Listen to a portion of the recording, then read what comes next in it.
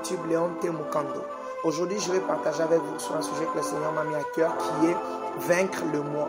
Donc, vaincre le moi, je vais vous parler de trois choses. Premièrement, c'est qui est le moi. Deuxièmement, c'est la guerre ou les guerres que plusieurs chrétiens mènent face au moi chaque jour. Troisièmement, c'est quelle est l'arme fatale contre le moi. Donc, qui est le moi? Nous allons lire dans le livre de Galates 2:20, la Bible dit, avec l'apôtre Paul, j'ai été crucifié avec Christ. Et si je vis, ce n'est plus moi qui vis, c'est Christ qui vit en moi. Si je vis maintenant dans la chair, je vis dans la foi au Fils de Dieu qui m'a aimé et qui s'est livré lui-même pour moi. Romains 6:6, la Bible dit, sachant que notre vieil homme a été crucifié avec lui, afin que le corps du péché fût détruit pour que nous ne soyons plus esclaves du péché. Le vieil homme, qui est aussi appelé le moi, c'est l'ancien toi, qui est la personne qui, avant que tu sois sauvé, cette personne-là qui t'a mené dans la mondanité, dans la chair, cette conscience-là que tu avais, cet être-là qui te poussait toujours à aller loin de Jésus, c'est toi-là du passé qui t'a mené toujours loin de Jésus, qui t'a mené dans la boîte de nuit, qui t'a mené dans la colère, la jalousie, le mensonge. Cet ancien toi-là, c'est celui qu'on appelle couramment le moi ou le vieil homme. C'est lui-là, la personne qui, avant que tu ne reçoives Jésus, tu étais dans des habitudes, dans des comportements et dans des attitudes. Mais quelle est la guerre que chaque chrétien mène chaque jour? C'est premièrement lutter afin que le moi reste dans la tombe.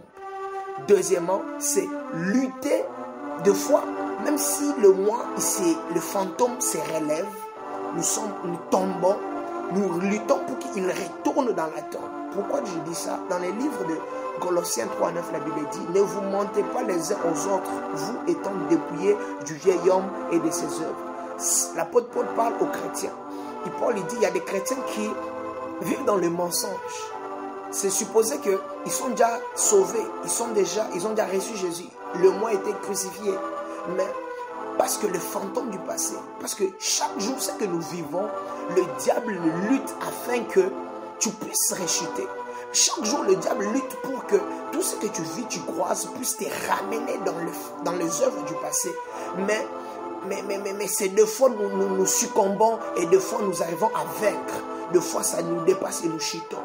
Deux fois nous gagnons le combat et nous sortons vainqueurs face au moi, face au vieil homme. Mais j'ai une arme fatale que le Seigneur m'a révélée qui peut t'aider à gagner la guerre face au moi. Cette arme fatale, nous la voyons dans le livre de Galates 3:11. La Bible dit, et que nul ne soit justifié devant Dieu par la loi. Cela est évident puisqu'il est dit, le juste vivra par la foi. Mais la solution qui te permettra de lutter et de gagner contre le moi, ce n'est pas tes efforts, ce n'est pas la loi, ce n'est pas des disciplines, ce n'est pas des principes. Premièrement d'abord, oui, c'est bon, mais premièrement, c'est avoir la foi que Christ vit en toi. L'apôtre Paul dit, si je vis maintenant dans la chair, c'est dans la foi au Fils de Dieu. Tu ne peux pas vivre dans la chair en tant que chrétien sans que tu ne crois que Jésus-Christ vit en toi. Si tu fais abstraction de ça, tu vas continuer à tomber, tu vas continuer à rechuter. La solution, parce que chaque jour tu peux lutter pour qu'il ne se relève pas. Tu luttes contre une tentation. Chaque jour tu peux lutter pour qu'il ne se lève pas contre la cigarette, mais tu finis par tomber. Tu luttes, oui, mais tu finis par tomber. Des fois tu es en train de fumer, tu es déjà chrétien, tu refumes encore, mais tu luttes pour que les fantômes du passé tombent. Mais il y a une solution. Si tu luttes sans la forte conviction, voulais-je dire, que Christ vit en toi, tu vas lutter mais tu tomberas.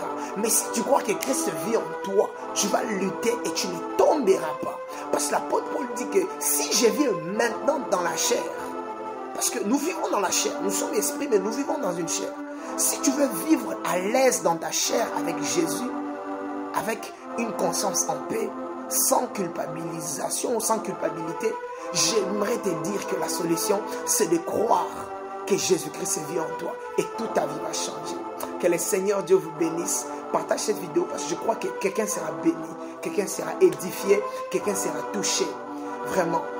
Avant de finir, je te répète, avant de lutter contre les œuvres de la chair, avant de lutter, avant d'avoir des principes, de déplacer des principes, penses? Est-ce que tu crois que Christ vit en toi?